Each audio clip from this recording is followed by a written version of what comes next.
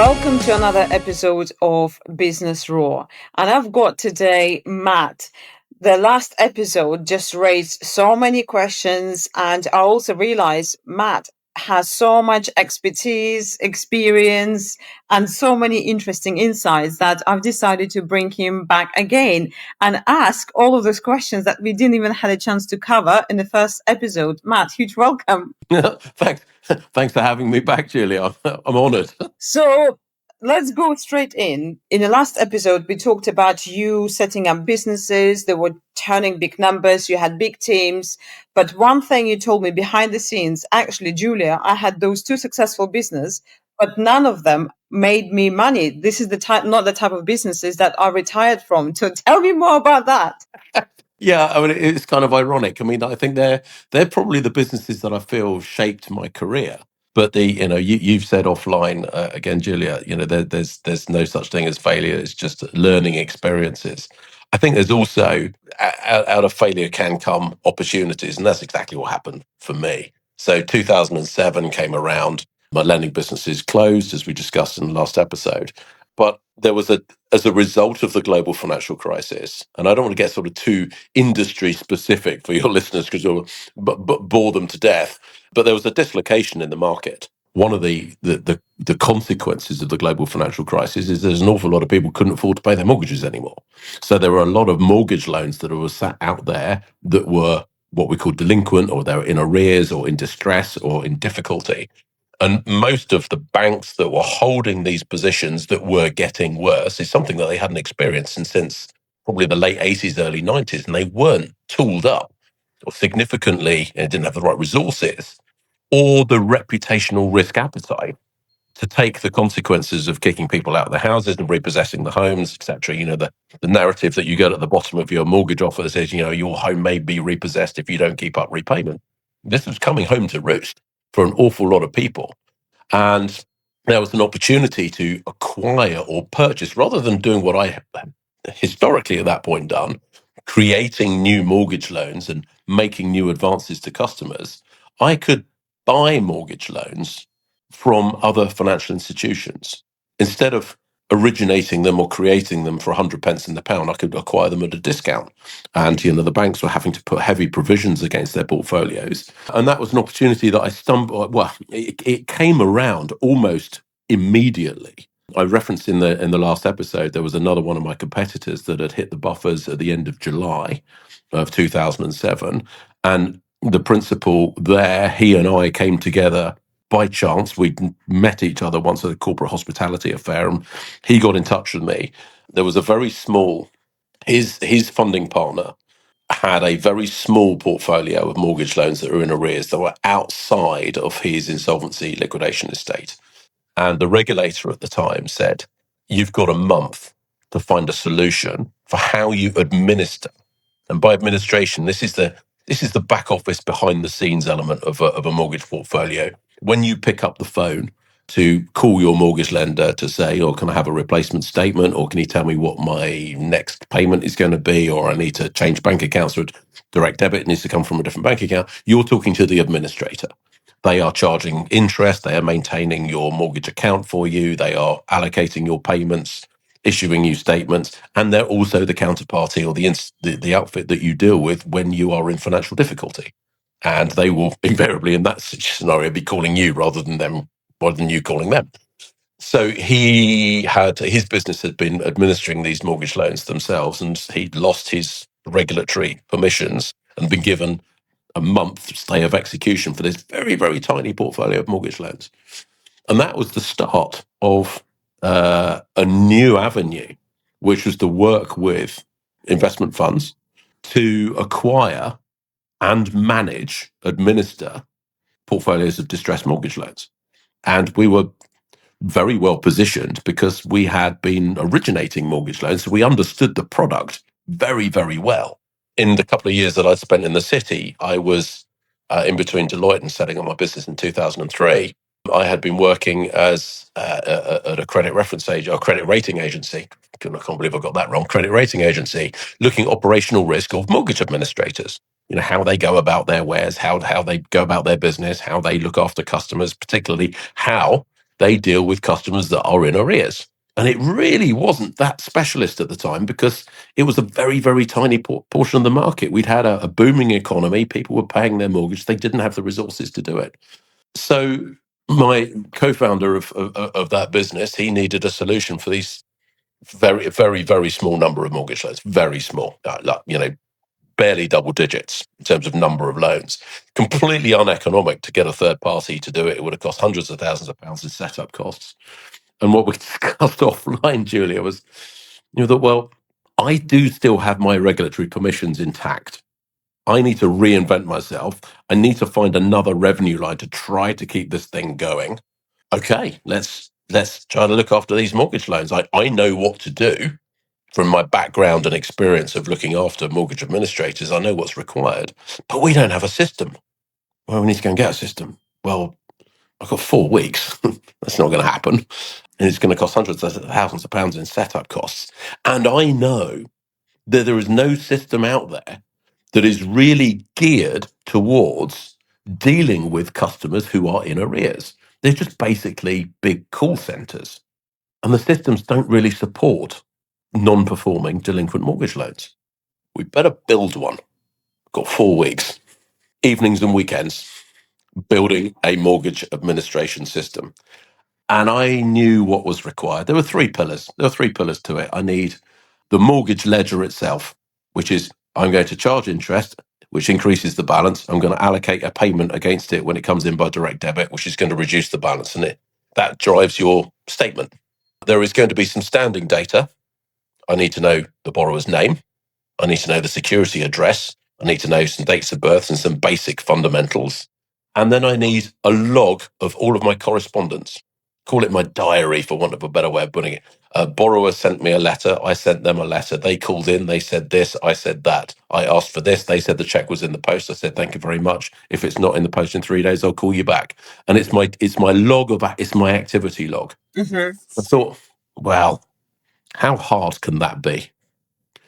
And I'd been on a Microsoft Access training course for 2 days about 5 years before. I thought I better go and dust off my notes. And true enough, managed to build a mortgage administration system that could take these Wow. What did you 15, use? 20 odd loans. Microsoft software? I used Microsoft Access, which is it was so not fit for purpose on a big scale, but on a small scale, we managed to keep that going. With 4 weeks turnaround. I put in 4 weeks turnaround, and then the beauty of it was it's like I'm not a developer, but I kind of became one, and I could make tweaks and changes to it. One of the guys on the call center on the call desk would say, "Matt, we really could do with a field on the system that does this or captures this piece of information." It's like, okay, I'll do it tonight. And next morning, there it was. It was ready. Oh, great, thanks, Matt. How about this? I said, oh my God, this is growing arms and legs. And then we ended up buying a portfolio. It was a relatively small portfolio, about 50 or 60 million pounds worth, about probably would have been about 600 or 800 loans. We managed to put those loans onto this system as well. And it worked. It did what it needed to do. It was accurate. It was in-house. But more importantly, it was built for purpose. It was geared to being able to deal with mortgage loans that were in arrears, not just a call center. As we started, we bought more and more portfolios. By 2013, I'd actually had a developer take the blueprint of the architecture of that system and build it into a proper system, a proper environment on a proper platform. But the schema, the underlying database structure, still survives today. That I built in evenings and weekends in that 4-week period back in late 2007, early 2008. Today's Microsoft Access course. It's and it's all off the back of literally a 2-day course, a little 2-day kind of like Janet and John basic introduction to database development, and I'd never used it since. I thought, well, okay, well now's a good time to learn, and and I prided myself. And what was also interesting in the first episode, Julia, I mentioned I always find it very, very useful if you can do, or at least superficially have done the job of the people that you are hiring to do those jobs for you. And that gave me a real baptism of fire into development. And it meant that my developer couldn't pull the wool over my eyes. You can't blind me with nomenclature that you think I don't understand, because I do. So therefore, yeah, if you're saying, oh, we're going to do this, that, and the other, and I could then challenge it and say, wouldn't it be better to structure it in that way? Then you'd be able to access the data much more readily. And they'll go, yeah, okay, yeah, well, yeah, no, that's a good idea. We could do it that way. It's like, okay, it's no longer you coming to me and just saying, I'm going to do this, and me going, yeah, okay, that sounds, yeah, I've no idea what you're talking about. That's probably fine. I could challenge it. And I did that again later in my life, later in my career. I built a mortgage origination system in Microsoft Excel and used that as a blueprint to say to a developer, I want a system that does that. And then when it came to testing it, I could run it in parallel. I could say, I'm going to put the same inputs into my Microsoft-based solution and into your solution. And if they don't come out with the same answer, one of us is wrong. Love that. Love that. Thank you so much, actually, because right now I'm at a stage where I am having an idea for software and I'm like in between the things. Do I go and spend lots of money on developer, or actually do I do prototype on Excel, test it, use it, develop, create all the fields and features and then go? So like, yeah, that's actually great. Thank you. Thank you. I've learned. Honestly, I'm a massive believer. If you've got the aptitude, I would it doesn't even necessarily need to be you. It can be someone that let's just call it doing it on the cheap or efficiently to create that prototype without investing tens or hundreds or millions of pounds. What do I want it to do? Let's knock it up in a prototype environment and just say, actually, that's not what I want. I want it. Okay, let's change it. Let's move it around. Let's put the sequence in. You can use tabs in an Excel spreadsheet to simulate screens in an app. When you click here, where do you go? Do you go to that tab or do you go to that tab? And it's just a really useful. Suddenly, it brings to life what you've got in your head, and you can stop playing around before you get your checkbook out. Oh, you know what? I might actually pick you. I'm just like thinking here. Here's the proposition happening live. Picking your brain on finance, because my idea is to create, I call it financial navigation dashboard for business owners. And yeah, like that. Obviously, numbers and finances is your expertise, but we can talk this offline. So I want to bring. Yes, here we go. This is how it gets done, right? You talk, conversation happen. That's why I love networking as well, because the light bulbs happening during conversations, exchange of information, and collaborations. So yes, great, thank you. One thing really stood out for me, in your story. So you said you had those two businesses. One was forced to close down. Another one, you kind of came to realization and it was planned. And then opportunity came, and literally, those weren't failures. Those were the lessons. And now, because you said yourself, you were the first one to get the hit of financial crisis. America had the cough, we had the sneeze. Then you've seen an opportunity. Hold on, guys. Now you're struggling. And actually, I was there. I know. And I can pitch back to you. And I've got the solution to your problem. And you made money as well. And you said, is that the business that made you retire? Yes. So that the acquisition business that started with that, can you help me out with this 15, 20 mortgage loans, was the genesis of a journey that I went on with initially two funds, and latterly one bought the other one out. And we had a journey where we became one of the most prolific purchasers of mortgage loans in the marketplace. And we started in the UK. We bought in Ireland. At one point, we were one of Ireland's biggest property landlords. We bought a portfolio of repossessed properties from one of the Irish banks, and we also had operations in Spain. And we would have several £billion worth of mortgage loans we acquired over the course of mainly the sort of 2009, 2010 through to about 2015, 16. We bought and we refinanced and we structured and we sold. But more importantly, we administered. We administered very effectively. I got this horrible vision that your listeners will think, oh God, this guy's a loan shark. He did subprime mortgage loans and then he's kicking people out of their houses. And my sort of riposte to that is, on the origination side, as we covered in the first episode, it's kind of like understanding people's circumstances and giving them a product, even if it's a short-term product, short-term solution to allow them to recover and repair themselves and then go back to the high street. That's what we weren't charging, ridiculous interest rates either. It was all very fair for the risk that we were taking on. But in the administration space, what was quite interesting is if you take your high street bank or building society as an example, let's just say you've got £100,000 mortgage loan, and the borrower suddenly finds that they're sat on a property that's only worth £80,000 and they can't pay it. The bank is going to repossess the property. You owe £100,000. The property can only be sold for 80. The bank loses £20,000. That's not a good day at the office for the bank. They might not be terribly well geared up. They might not be terribly efficient in managing out that position. It's going to be an unpleasant experience for the customer. They're going to be repossessed. They're going to have a nasty dent on their credit record. It's going to be difficult for them to recover from that.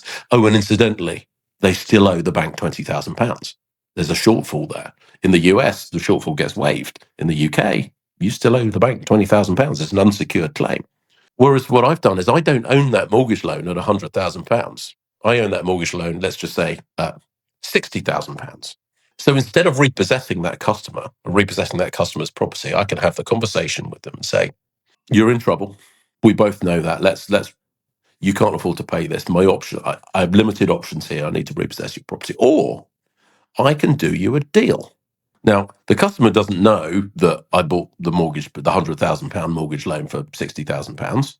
But I know that. And I can say, well, either I can repossess you, you'll still owe me £20,000, or I can do a settlement with you.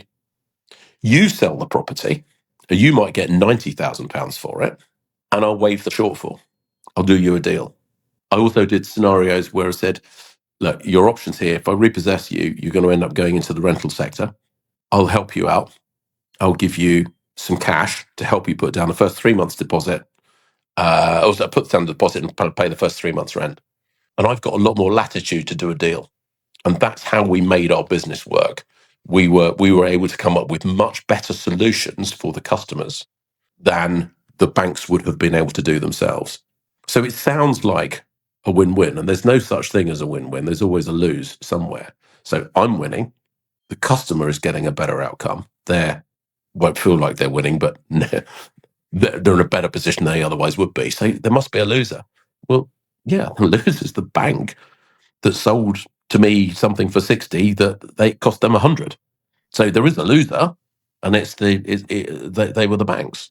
But I managed to make a good business out of it and also be very fair and equitable and reasonable and pragmatic with my customers. Mhm. So I just wanted to get that on the record before people think I'm a complete rogue loan shark. I was actually I'd like to think one of the good guys. But yeah, that's the business that we generated the returns that enabled early retirement. And with that business, did you plan for exit? You knew that at some point you want to, or how did you decide to, I guess, exit that business?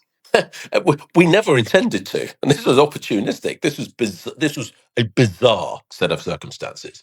What we were interested, we had our administration business that looked after all of the assets that we'd bought, and we prided ourselves on doing the work ourselves. We could do it better than anyone else could, and ultimately, this is almost a bit like what we discussed in the first episode.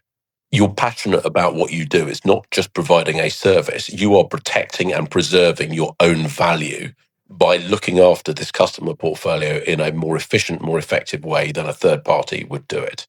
So we were very passionate about that. But we saw that business was just a means to an end. We never intended it to have any value. It was just maximizing the value of our assets. And myself and others were invested alongside our funding partners in those assets, and we had sort of profit shares. And many of the portfolios that we bought performed very, very well. Some performed less well, but net, we were very comfortable as a result. But we never expected that business to have any value. It was just there as a means to an end. And then out of the blue, we got a phone call that someone wanted to buy it.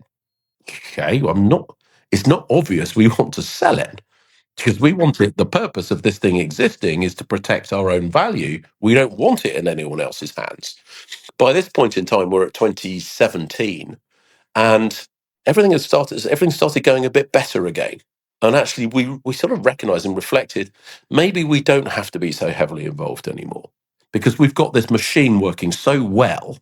and it's so efficient that maybe we don't need to own it. Maybe we can let this out of our clutches. And we did. And that counterparty was willing to pay a fairly significant sum of money for it. And we didn't expect it, didn't plan it. It was completely opportunistic. But I'm guessing that buyer been watching you and they have identified value in what you have created. And obviously that's the whole reason why they wanted to buy you. So what was the value? I guess what was what they've seen in your business that they wanted that they haven't seen elsewhere? They wanted access to the UK and the Irish markets. And they recognized that that's exactly where we were at. We had created mortgage administration platforms in those two markets. And that gave them a step up, pre-existing step up. So they could either create it for themselves or buy existing.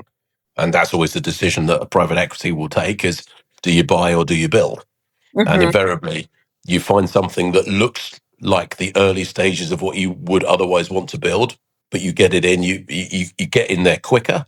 You've got something pre-existing, and then you can just accelerate that growth. And that's exactly what they did.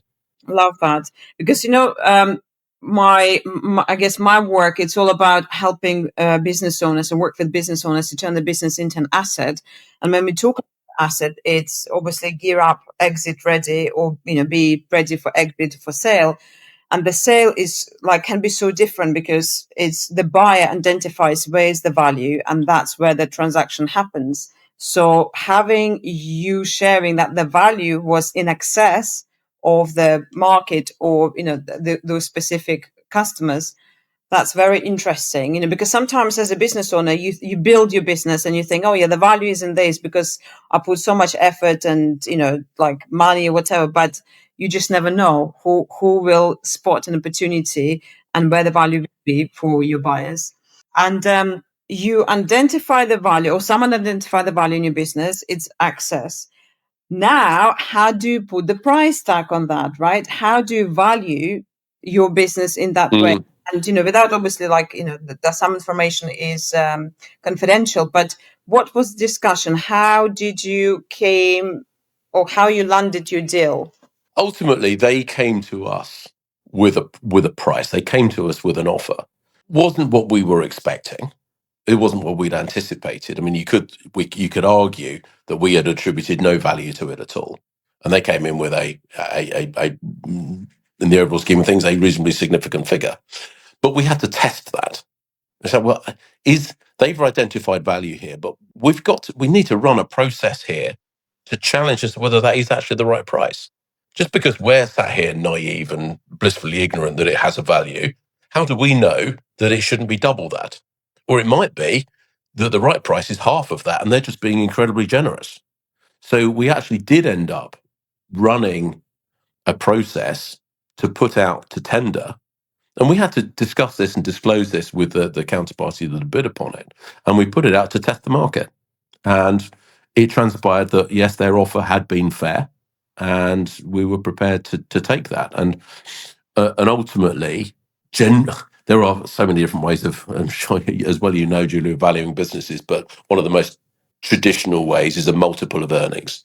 You take how much money is the business generating, and what multiple of that figure. If you're generating £100 a year, you usually apply a multiplier to that 100 to say, I'll buy your business for 6 times, 8 times, 10 times, 12 times, and you can look at those multiples, on your stock trackers on your mobile phone. You just go into Apple stocks, and it will tell you what multiple of earnings everything's trading at, and you'll find that someone like I don't know, BP or Shell or AstraZeneca are trading at sort of 12 or 13 times earnings, and you go stateside and you suddenly find that Apple and Amazon are trading at like 30 or 40 times earnings.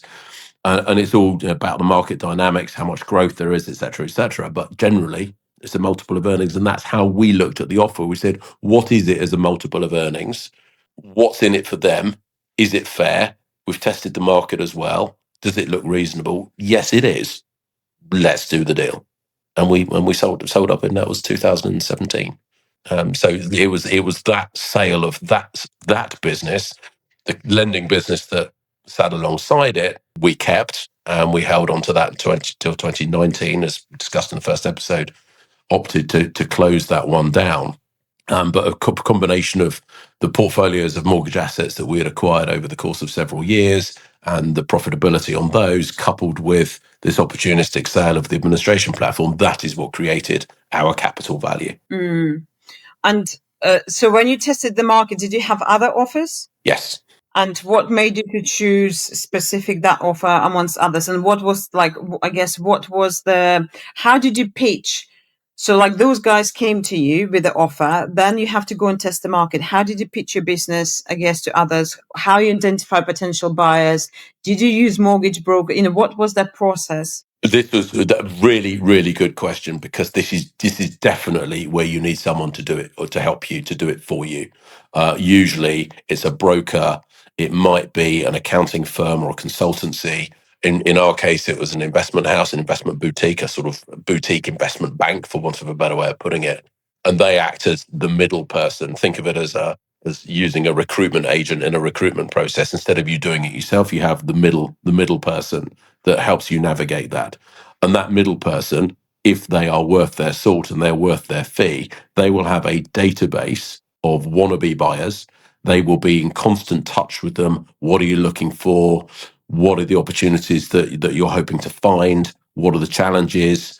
Is there anything in particular that you're interested in? What's your strategy at the moment? They will have a good idea of probably a short list of, or I should say a long list, that they whittle down to a short list of maybe 20 or 30 counterparties that they'll send their teaser to, and may reference the teaser back in my naive early noughties version of me just sending out 300-page business plans to everyone I can find an address of is not the way of going about it. You need connectivity, you need contacts, you need relationships.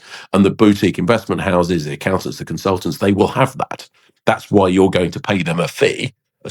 Invariably, it's a success fee, not always, but invariably it's a success fee only. And they will find your buyer and they will help you determine the price, and they will help you navigate through the process and how to evaluate the bids when they come in. Because it's not, whenever we were buying mortgage portfolios, we bought them in a very similar scenario, even if we were selling a similar scenario using a middle person. And, we would always joke, it's not always about price. Yeah, 95% of the time, it's always about price. But the other bit of the time that you've always got to bear in mind is what we call execution risk. Just because they've come along and they've offered a dizzy price, does it actually mean they can execute, that they can go through with it? Have they actually got the money? And it's almost like, it's like selling your house. You use your estate agent as the middle person. And the estate agent will sell your house for you, and they will go out and find you offers, and someone will come and offer £50,000 over your asking price, and you say, yeah, but they'll say, but we can't get proof of funds from them. In which case, the estate agent that's doing their job will say, I wouldn't go with them because we've got no visibility of them actually having the money. So we call that execution risk. So you're always on the face of it, you always go for the highest price, but then you kind of have that secondary layer. Can they actually go through with this? Is this actually going to happen, or are they wasting our time? And using that middle person helps you do that, and they will also help you as a business owner with your pitch. And I'll never forget that there was an element of when we were challenged by the principal at the investment house that we used. He said to both of us, he said, "That's all very well. You've explained your business to us. What's your secret sauce?" What do you mean, what's our secret sauce? What makes you different? And we thought to ourselves, well, we never really pitched this to be different. We're doing this for our own account. Come on, what's your secret sauce? How do we differentiate you from everybody else in this sector? And he would not let it go. And we were like, we don't know. He got it out of us in the end, and he helped us establish what we believed the secret sauce to be, which actually turned out to be our system, believe it or not. He said, yeah, your system was built fit for purpose, and said, that's your secret sauce. That's how you make yourself different. And that's what we laboured in our pitch deck, that they help us, but we ultimately write it, but they help us put it together. And this is for any wannabe entrepreneur, business owner that wants to sell. You go through the pitch deck. It starts with a teaser that's 2, 3, 4 pages long that just gives a very broad overview of this is the opportunity. And, private equity houses in particular, there will see hundreds of these every week. So it's got to be like, if I can't glean what your business is about in the first 3 bullet points, it'll go in the bin. It's like putting your CV in for a job. They'll get hundreds of applications for that job. What's going to make yours stand out? Your pitch, your teaser is what's going to make it stand out. So you need to get that message home in the first 3 lines. And then if they're interested, you go, actually, I'm engaged. I'm interested in participating. That's when you get the pitch deck, which is the 30, 40, 50, 60, 100-page document that goes into more detail. And that's when you whittle your list of job applications from 100 down to 5 or 10. And then you go through that second round, like it's an interview process, the second round of interviews, until ultimately you go, I'm now down to 2. Love your analogy. And it's interesting as well because the original offer was based on access to market, and then you pitching with completely different view of the system that you build, the custom, that's your secret sauce. And again, I think it just highlights that selling a business or creating a value in your business, it can be so many different things, and it's all depends on buyer, right? What motivates them to put money on the table for you, like what will be the what will be the motivation for them, and what, I guess, moving parts you do have in your business that will represent that. And it's not just one thing, not always, isn't it? You just Oftentimes, and it depends upon your sector, the scale of the business, and why the wannabe buyer is interested in you. Often, the bit that makes it most interesting for the buyer is you. And this is both a blessing and a curse. It's a blessing in the sense that you don't have to completely let go of it. You can continue to roll with it and work with it, and you're not sort of selling a child, selling a limb. You can still be involved in it. But the opposite of that is also true. It's not a clean break. There will be an obligation for you to stick around in your shareholders agreement, or share purchase agreement, I should say. There will be an obligation for you probably to hang around, because if the intrinsic value in the business is you, that's really what they're buying. But the downside is you might stick around, but you're no longer in control. And that can be a really awkward, uncomfortable place to be. Now, fortunately, in my situation, we definitely didn't want that to happen, and we engineered it in such a way that we had a really, really good senior and superb senior management team that took it forward with the buyer, so that we didn't have to ourselves be hanging around. I love that, because actually that's my next question, because you shared with us that when you build a business, people is the key. You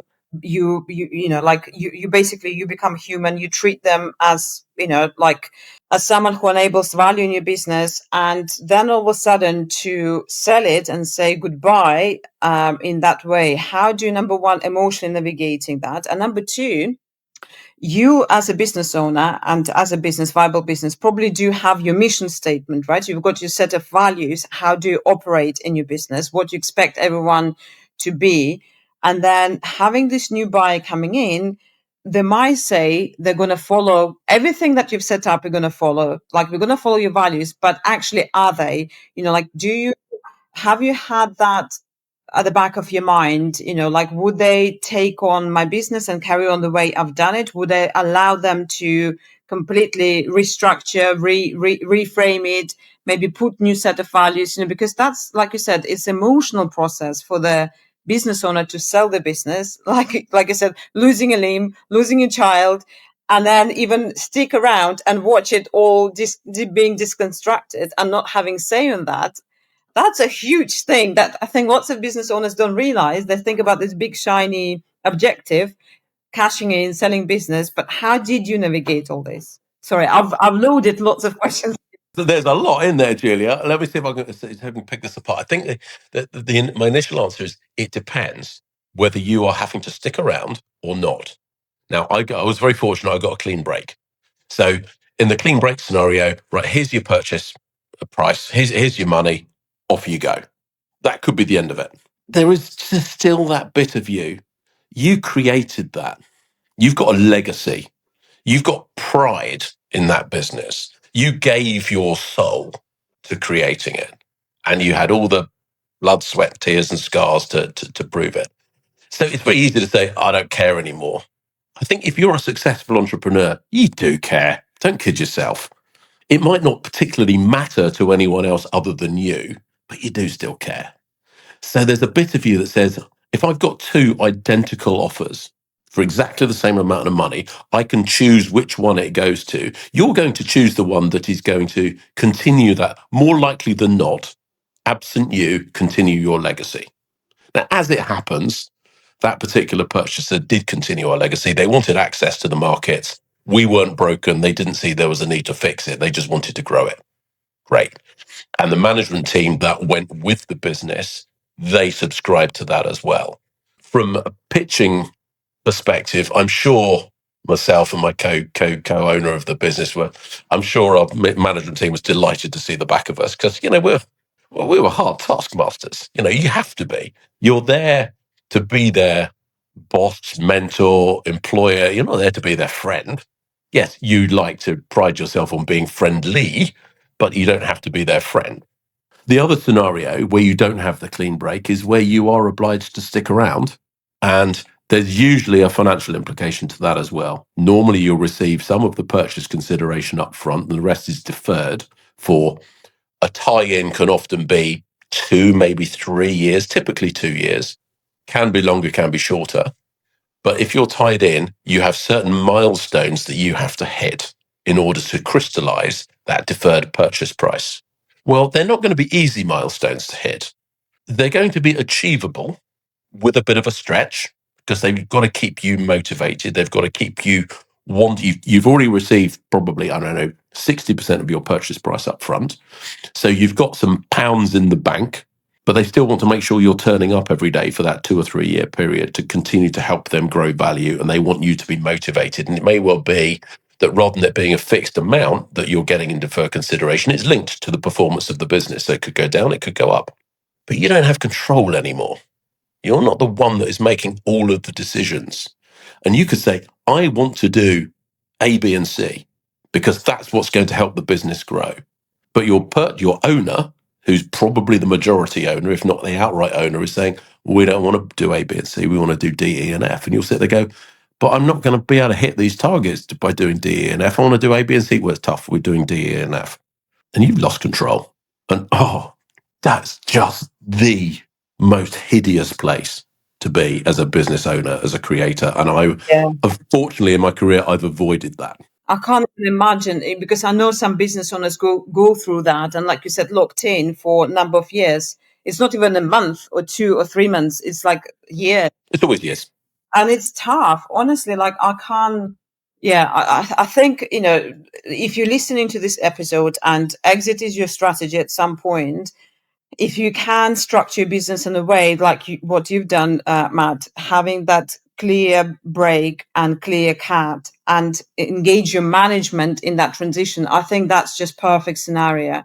Because your management also still resonates with your values. They still got ideas of your vision and they can articulate that, but they're getting paid, right, for turning up and doing the job. So it's less, I guess, creative space as you being owner. I think that's right, and I think it's what we did manage to do is make sure that the senior management team that took the business forward also had a piece of the action, so they had some equity in the business, so they had some upside, rather than it just being a continuation of salary. It was clearly important for the buyer that if the two of us weren't tied in, they at least wanted the management team that they were buying to be tied in, so they put them on a package whereby they could, earn some good money by continuing to stick around and help them grow the business and work with them. I think it would be. It wasn't. Was it? You probably could describe it as a management buyout, but it's not a traditional management buyout. It was really a sort of private equity style acquisition with the management team, the senior management team, not the founders, but the senior management team being retained. But it's all in the share purchase agreement. All of the terms and conditions of your involvement are going to be tied up in the share purchase agreement. Whoever's taking the business forward will all be tied up in the then new shareholders agreement. So anyone that continues to have an involvement going forward, it will be in the shareholders agreement and the share purchase agreement. And there are 4 or 5 absolute, really, there's only 4 or 5 clauses in a shareholders agreement that really matter to the business owner. And any of your listeners that want to have a kind of like 101 on what those 4 or 5 things are, delighted to have that chat, or another episode on. Oh, I haven't got you inviting yourself for another one. It's a what is called a clean hanger right now, right? There you go. There you go. I won't give a spoiler. There's 5 things in a shareholders agreement you should care about, and actually, this is probably more important. Your share purchase agreement or share sale agreement, when you're selling your business, is kind of like the right hand end of the spectrum. At the left hand end of the spectrum is your shareholders agreement, because if it's not just you putting your own money in to start yourself up, you've got a shareholders agreement with other investors. And there are 5 things in that matter. The rest is kind of like it just pads out the document for the lawyers to charge their fees on. 5 things, 5 commercial things that are directly going to impact you are in that shareholders agreement. And that's either another episode, or I can tell any one of your listeners what those 5 things. Give us top 3 or top 1. Right, I'll tell you what the 5 are. Come on, this is the treat, guys. Right, take pen and paper right now. Paper, right, pen and paper. Drag rights, tag rights, preemption rights, good lever, and bad lever. They're the only 5 things that matter. So if I just go through those like one at a time, what do they actually mean?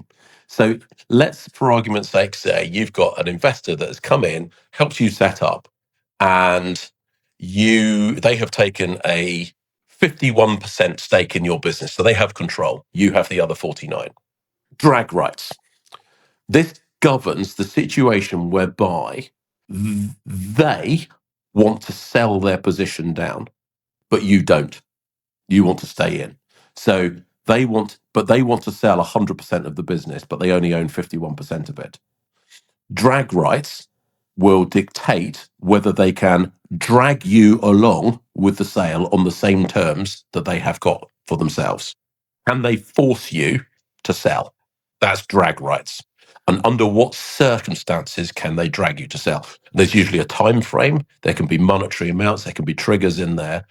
They're really important, because you've got to recognize that if they want to sell the whole thing and they've got drag rights, they pull you along with them, and you have to you get out. And that might necessitate you having to abide by the terms of the purchase, which means you might have to stick around. You might not want to stick around. So drag is not always a good thing. So that the drag rights will dictate the circumstances around which they can drag you. Tag rights, they might want to sell their 51%, but they don't want you to sell your 49%. But you might look and say, you've got such a good deal on your 51%. I want to come along on the ride. I want to tag you. I want to hang on to your coattails. I want to sell my 49% with your 51% on the same price per share that you're getting for yours. They're the tag rights, the circumstances around which you can say, no, you can't do that on your own. I'm coming with you. I want out. Preemption rights, if you need to raise new money in the business, and it will mean, let's just say for argument's sake, it could be the other way around. You have got 51% and they've got 49, but you need to come along and raise another £1,000,000. Preemption rights will say you have a right to put in your portion of that £1,000,000 of that capital. So in that second scenario I gave you, you've got the right to put in £510,000 alongside their £490,000. But it might well be that you don't have £510,000. So therefore, if they're putting in all of the money, they're going to want more shares, which might mean you cease to control the business. Because in order to grow it and put more capital in, they're going to take you're going to have to issue new shares, which means you no longer own 51% of it. So preemption gives you that right to participate pro rata alongside them. And it may well be that you can't, but you've got to have the right to be able to. Otherwise, you can be diluted. And dilution's not necessarily bad, but it is if it means you lose control. That's drag, tag, and preemption. And then what's really important is good lever and bad lever rights. If they control you, they can fire you. Under what circumstances are you a good lever, which means you keep your shares and you keep your value in the business? And the implication usually is the way that bad lever rights is described is or it's usually that it's kind of a flip flop of one or the other. Whatever usually bad lever is defined as the following, and then for good lever is any other reason that you might lose the business, or sometimes it could be these are all the reasons that you're a good lever. Any other reason you leave the business makes you a bad lever, and so they're usually linked that way. So a good lever, for example, might be you pass away and your estate gets to keep the value that you've created in your business. Bad lever would be fraud, willful default, misconduct, fired for cause, or be your typical bad lever, in which case you lose not only your job, but you lose all of the equity and the value that you've created in the business. The key one, and this is where it's so important when you're negotiating that shareholders agreement, is redundancy. Mm. What if your shareholder, your investor, your controlling shareholder makes you redundant? Are you a good lever or are you a bad lever? And I've seen most majority investors start out with a try on to make you a bad lever if you're made redundant. It's like, if you decide to get rid of me for your own reasons, why the hell should that make me a bad lever? Because that means you know what's going to happen. And you have to, comes back to the risk factors that we kind of discovered. What could happen? Well, guess what? They get a mega deal in to sell the business in 5 years' time. And 3 days before it's due to complete, they go, oh, sorry, Julie, we don't need you anymore. You're redundant. Oh, by the way, you lose all your shares. What? No. So you've got to protect yourself against that. It's going, no, redundancy is good lever. And that is good lever, bad lever is usually the one that you get stuck on. Drag tag preemption are usually a bit more easily, a little bit more boilerplate, a bit more standardized as to what to expect in there. Good lever, bad lever is, yeah. Yeah. I've helped people out on good lever, bad lever before. Okay, redundancy, bad lever, get out of here. No chance. Yeah. Fired for cause because you've had your fingers in the till. Yeah, you're a bad lever. I love that. And, there are so many intricacies of exiting business. There are so many avenues, different terms. And we already discussed if you can structure your business where you just got quick cut. Because also, I guess we talk about the risks. The other risk factor, if you're staying in your business, let's say for a year plus, it's time. And in that time, a lot of things can happen. Economy, politically, external factors, internal factors that will be out of your control. And you don't know what your buyer, like what can change for them, right? And that can influence the decisions. But you're opening yourself up to risk of, like, let's say 12 months or 24 months. Why would you, right? Protect yourself and have a good lawyer, would you say as well? Like having a good commercial lawyer who can protect your exits. Yes, but the exit end, I'd say having a good lawyer is probably secondary to having a good lawyer at the entrance end. Having a good lawyer on the shareholders agreement is more important than having a good lawyer on your share sale agreement. Your broker, your middle agent, for want of a better way of putting it, should be able, if they're earning their fee, should be able to put together a deal that commercially works.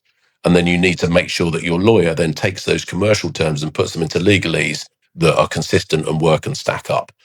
Generally, your exit are more likely to be commercial points rather than legal points. Whereas at the shareholders agreement end, when you're setting the business up, it's more likely going to be legal points than commercial points. If that kind of makes sense. There's a little bit of inversion going on depending on which end of the spectrum you're at. But yeah, the big risk in getting your shareholders agreement wrong, because what you're trying to do there is predict and preempt and protect yourselves against risks that might not manifest themselves for many years to come. With your exit, it's there and then. It's new. It's real time. You're either going to accept the deal or you're not going to accept the deal. You're not trying to future proof yourself against future risks, unless you're in that scenario where you have deferred consideration, deferred purchase price mechanism, whereby you absolutely do need to protect yourself, but it's a little bit more, it's more commercially oriented. Yeah. Mm. The purchaser has got a business plan. And if you hit that business plan, you, Julia, are going to get paid some more money. Well, it's not up to a lawyer to determine whether that business plan is reasonable or not. It's up to you to determine whether you think you can hit it. Mm. Whether you've got all the controls in place to be able to determine your own destiny doesn't take a particularly expensive lawyer to be able to tell you that you haven't. And you'll know full well that you haven't. It's like, well, hang on, I'm just another member of the board. I'm not the chairman and chief executive and founder anymore. I've got to answer to these other people, and they're going to dictate to me the terms of how I operate the business. Well, that means I'm not the sole. I don't have. I'm not in control of my own destiny. Mm. Don't need an expensive lawyer to tell you that. So yeah, of course you need decent lawyer, but it's not. In my experience, it's not as important as getting it right at the beginning. Yeah, definitely at the beginning. So you sat on both ends. You sat on the end of like exiting the business, selling, but also buying, and that's a different hat altogether, right? Buying a business because No, sorry, I haven't bought businesses, but I've bought portfolios of assets, which is it's a very similar mechanism. It's a very, very similar mechanism. You have an asset purchase agreement instead of a share purchase agreement. You're still buying something for valuable consideration, and you need to have all your protections in place that you make sure you're buying what you think you're buying. And if you're not buying what you think you're buying, what are the remedies for that? Yeah, that's pretty heavily legally focused to make sure you've got the right protections in there. with asset buying, you don't buy people, you don't buy team, so it's Correct. easier to create it Correct. that way. Actually, no, sorry, I completely tell a lie. Non-executive role that we talked about behind the scenes. No, we actually did buy a business. We bought it from the government, funnily enough, which was very interesting process because there we were buying people and premises and systems and data. But when you're buying assets, you kind of know what you're buying. But when you're buying a business, you don't know what gremlins are hidden in closets. And it could be years before you open that particular closet and the gremlin falls out and you go, well, I wasn't expecting that. So, the risk factors when you're buying a business are very, very different. That you want the business owner to stick around. The most recent, that acquisition from the government, I said to the fund that I'm sort of work with and advise in the background, I said, the most important asset that you've just bought is the people that are in it. Because the most important asset is the corporate knowledge. Because this is a business that has got a long, checkered, complex, media attentive history to it. Mm. You need people that know what happened. Mm. And often private equity will go in, and the first person that goes is usually the CFO, the finance director. We've kind of touched on the importance of your accountant in the previous episode. But private equity just normally say, look, I don't care, we're putting our own guy in. And that's usually the first fatality. And in this particular instance, I said, guys, I might really, really strongly advise and recommend that we work with the team that we've got because they've got the knowledge. And we did, and it worked. That's actually a really, really good point because as much as you even buy a business that automated, systemized, you can't systemize and get all of the knowledge of your people on paper or into systems. So ultimately, they are like this kind of like brain power, unspoken or untouched brain power, and emotional as well, because they will carry the emotions in that business through different times, customers, whatever, different challenges. So there is, there is definitely, I guess, power in that can be underestimated and undervalued. Huge. Mm. Huge. And AI can't replace that. Yep. Totally agreed. Wow, there is so much, right? Whoever is listening to this episode, hopefully taking lots of notes, right? We've just been privileged to 5 deepest insights of navigating sale of your business. Thank you so much for sharing that. I feel privileged, so I'll definitely be highlighting this. And now, like you went through so much in terms of your entrepreneurship. You said officially you're retired. So I really appreciate you putting a shirt on because I know that's not the way you look your day to day because What is outrageous, Julia. Just because you see me at school pickup and drop off, when I'm usually in some sort of lumberjack overall. exactly? So tell us more about that. What does retirement looks like? Because like a lot of people, retirement is this kind of glorified time that one day I'm going to retire from my business. So tell me, what does it actually looks like? So, what is retirement to me? Retirement is doing what I want to, not what I have to, and that's the biggest difference. If I work because I want to do it. I mean, this most recent opportunity that I've got the fortune through my consultancy business to be advising on a fund and on this acquisition that we made. I'm doing it because I want to. I don't have to. I don't need to. It's really interesting, and I want to. And my wife will say that the I am at my absolute worst when I'm bored. So, and this is a big challenge when you exit your business. It's like, what do you do next? Do you just sit there? I mean, I have a very busy life, as you know. We've got 4 kids, we've got loads of animals, we've got a kind of a small holding, equestrian property, equestrian home.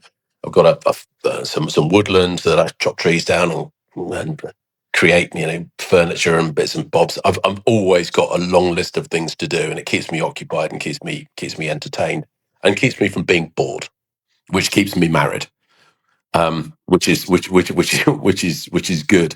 But actually, on a serious note, you do need to say, well, what when I sell this thing, when I exit this thing, what is next? And so many people just start climbing the walls and start going insane because they've lost their purpose. I mean, I was so over what I'd been doing for 15 years or more, 15, nearly 20, 17, 18 years. I just lost the passion. I'd lost the fire in my belly. So it was easy to step away. But if you've still got that fire burning inside you, you're probably going to want to go and do something else, or find something that's going to be a really good distraction to stop you wanting to do more of the same. And I'm very fortunate. And, sometimes it's very easy to take your life for granted. And I am guilty of doing that. But, I sometimes I do pinch myself and take a step back and go, yeah, life's pretty good because I can do what I want to. Ultimate freedom, right? Ultimate freedom when you wake up and you literally just decide what you want to do today. You're not influenced by external factors, finances, and other things in your life. And when you were actively building your businesses, working in your businesses, you were thinking about retirement at one point, and now you're actually experiencing.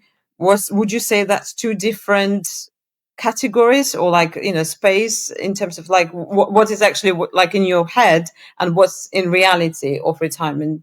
This is what I'm about to say now is gonna sound awful. If I go back to my 20-something self, retirement came at least 10 years later than I wanted it to, than I'd hoped it would. It's like, my 25-year-old, 20, when I set my first business, I was 29. I've given away my age if anyone can do the maths now. If I'd have said I had to wait till I was 46 before I retired, I'd go, oh my God, what the hell went wrong? Because I was, my plan was to retire by 36 or there or thereabouts. But this comes down to your entrepreneurship, and that was and that I don't regret having felt that way, because one of my adages is, if you shoot for the stars, you might get to the moon, but if you only aim for the moon, you might not get out of orbit, or you might not even get off the planet. So put that stretch target in. If you don't hit it, you don't hit it. But if you don't aim really, really high, you won't maximize your potential. You've got to put that stretch in. Make it hard for yourself. And that's what defines an entrepreneur. You've got to be hard. If it was easy, everyone would be doing it.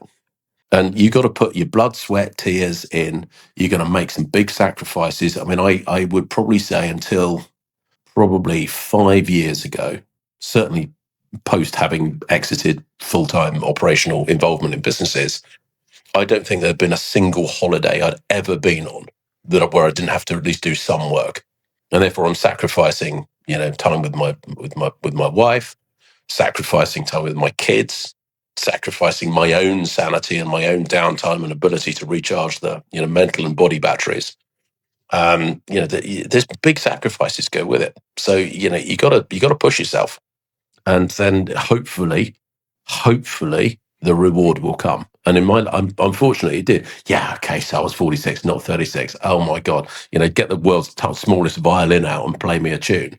I don't think anyone's going to have a great deal of sympathy. I live a dream life, and I make no apology for it. Well, absolutely, you deserve every single success of it. The amount of effort and I guess risks and like everything that you put into it, it should stack up, right? It should pay off. Otherwise, what's the point? Otherwise, what's the point?